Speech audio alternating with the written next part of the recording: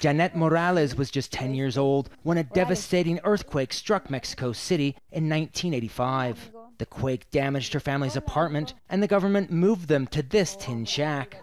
Officials said it was a temporary solution, but 32 years later, JANETE is still here. Back then, if someone had told me that one day I'd have my own children and grandchildren, but still be living here, I wouldn't have believed it. The government raised our hopes and then abandoned us. Around 70 families who lost their homes in that earthquake still live in this camp. Camp President ALFREDO Villegas tries to keep pressuring city officials to deliver on their promises. If the government would have told us they weren't going to give us apartments, we would have looked for alternatives. But every year they tell us, look, here's our agreement. Now we're going to deliver. So this dream returns.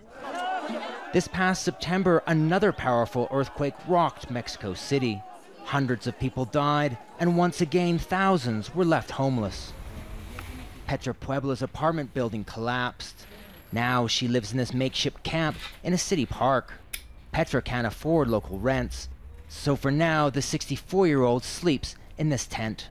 You have to be here in the camp all the time and put pressure on the government. We don't want to be left here on the street for too long because we're senior citizens and we're vulnerable.